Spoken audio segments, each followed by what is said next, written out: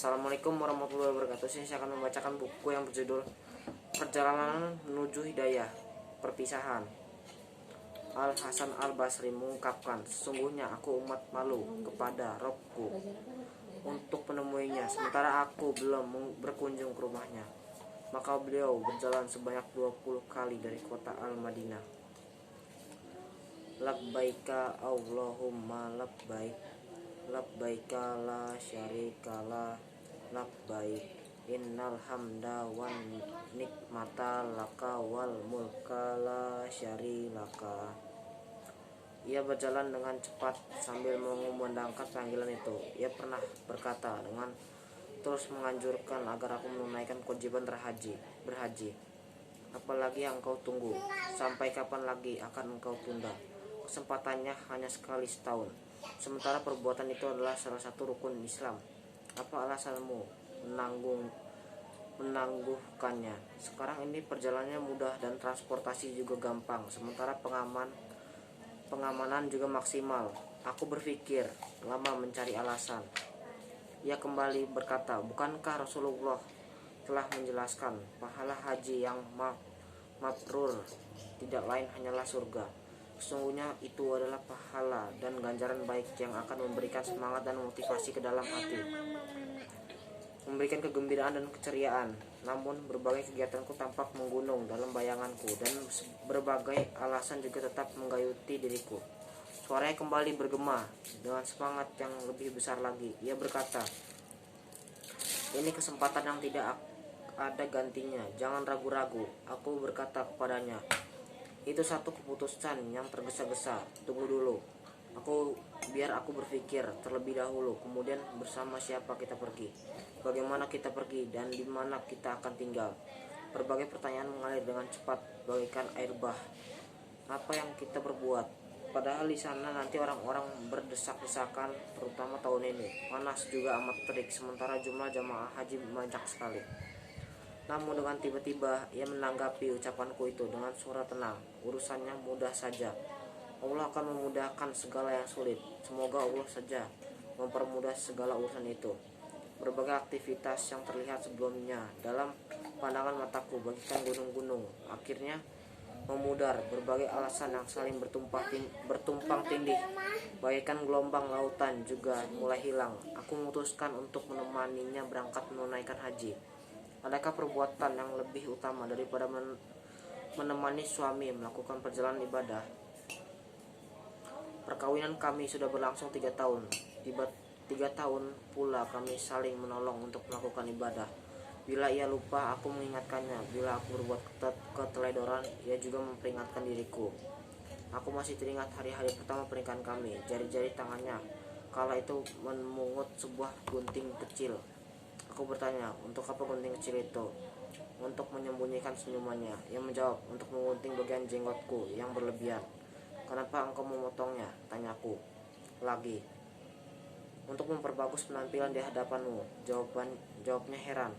Keherananku telah mendorong untuk melontarkan pertanyaan yang mengejutkan. Engkau memperbagus penampilan di hadapanku dengan bermaksiat kepada Allah. Sungguh ia adalah lelaki yang amat baik sekali. Dengan cepat ia menerima peringatan itu dan bertaubat. Ia mengembalikan gunting itu ke tempatnya kembali dan tidak pernah melakukan perbuatan itu lagi selanjutnya. Pada saat-saat berwukuf di Mina, aku bagaikan anak perempuan kecil yang terus menggondeli bapaknya karena takut dan khawatir.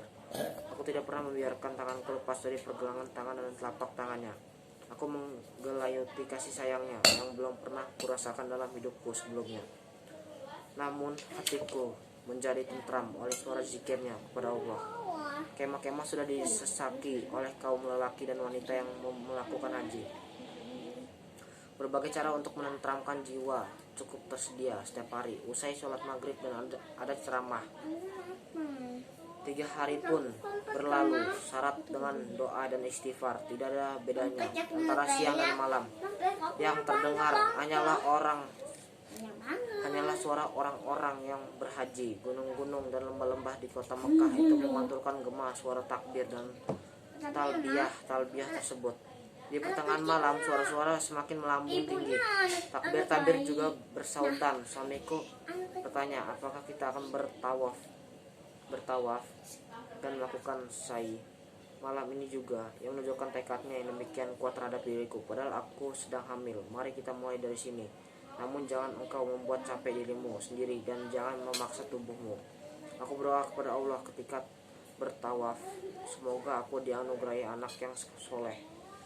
Aku pun berjalan mengejar waktu. Bisa jadi tahun depan kami kembali bersama-sama di sini lagi. Pada malam terakhir bagi kami di Mekah, kami melakukan tawaf al-wada.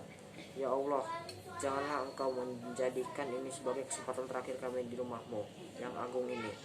Air mataku jatuh bercucuran ketika aku teringat ucapan syahid itu kemarin sore di kemah tentang keutamaan haji, yakni tatkala menyitir hadis Nabi.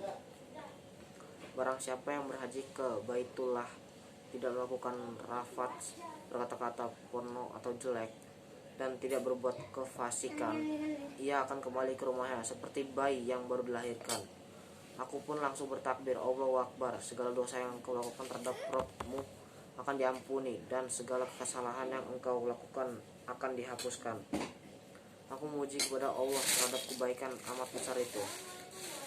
Aku berdoa kepada Allah dengan penuh kerendahan hati dan kekhusyuan, agar aku termasuk orang-orang yang diterima amal ibadahnya. Mataku tertumpu memandangi Baitullah Ka'bah. Air mataku kembali bercucuran sebagai air mata perpisahan. Aku berbicara dengan diriku sendiri, bukankah aku datang kembali lagi? Mataku kembali memandangi Ka'bah sekali lagi. Apakah aku akan kembali melakukan sa'i antara Safah dan Marwah? Aku melepas dahagaku dengan minum air zam-zam. Air mata dan berbagai pelajaran pun bercucuran. Sementara aku meninggalkan kota Mekah dan mengucapkan selamat tinggal kepadanya. Perpisahan mana yang lebih mengharukan daripada perpisahan dengan tanah Al-Haram dan makam Ibrahim. Kami berangkat ke lapangan yang terbang di Jeddah. Suasana sungguh penuh sesak, suara-suara ribut. Sementara pengumuman jadwal penerbangan dilakukan dengan bersaut-sautan.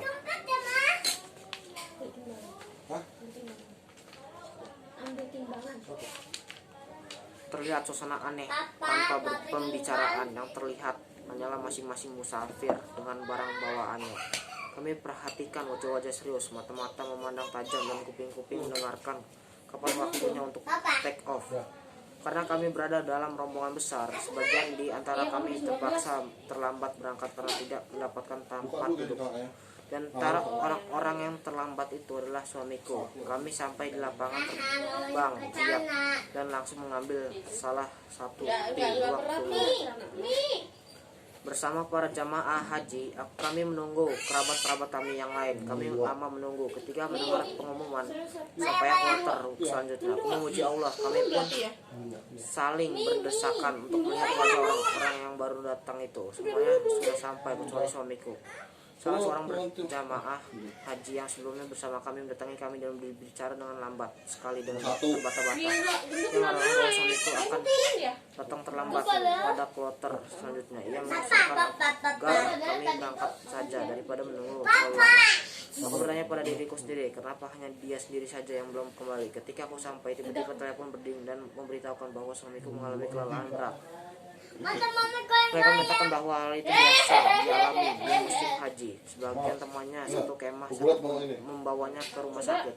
Berita itu terputus sampai di situ saja. Namun berita itu datang dengan format yang terlihat global, parsial dan terlambat. Kejadian pun demikian terlalu kurangin yang terlalu. makannya jadi enggak. Aku merasakan bahwa ia adalah masalah besar.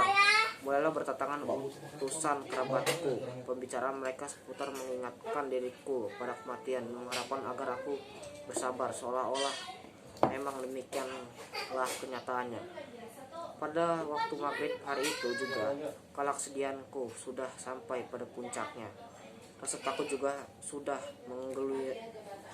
menggelayuti hatiku. Tiba-tiba pula datang seorang lelaki yang berwibawa, berumur lebih dari 70 tahun, mengenakan jubah besar sambil memegang tongkat. Dia mengucapkan salam kepadaku dan mencium kepalaku. Dia bertanya tentang kondisiku. Kemudian seorangnya yang berbisik menelusup ke lubang telingaku. Memujilah kepada Allah. Allah yang akan memiliki segala yang Dia ambil dan Dia berikan. Segala sesuatu sudah ditentukan takdirnya di sisi Allah. Aku mengucapkan, ya Allah, berikanlah pahala kepadaku dalam musibah ini, dan berikanlah kepadaku pengganti yang lebih baik. Yang merendahkan suaranya, ia terisak dan air matanya berderai. Ia berkata, anakku Abdullah sudah meninggal dunia. Aku menundukkan kepalaku dan meninggikan suaraku. Air mataku kubiarkan berderai, namun sisa aroma tubuhnya terasa masih mencium di tanganku. Bahkan pulpen dan sebagian berkas-berkasnya masih berada di koperku. Bahkan juga pakaian ihramnya.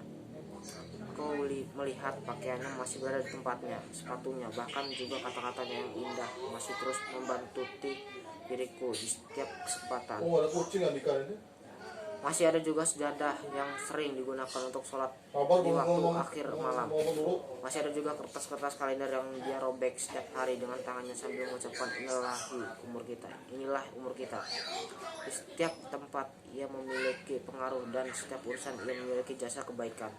Pada hari-hari itulah air mataku derai dan gugur pulalah janinku.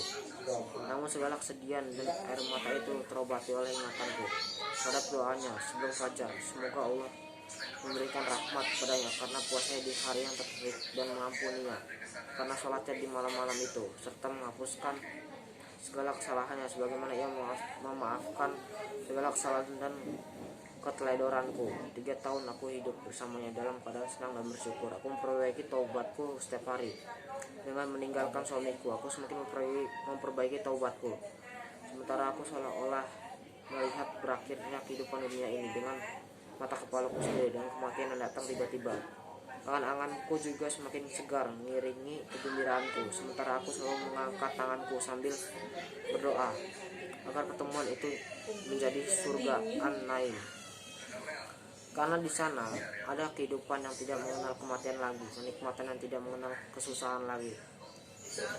Aku muji Allah atas akhir hidupnya yang baik itu, karena ia meninggal dunia dalam keadaan bertakbir dan mengucapkan talbiyah, yakni ketika suara-suara takbir itu bersautan. Ia masuk ke tanah Al-Haram untuk sholat bermunajah di hadapan Ka'bah.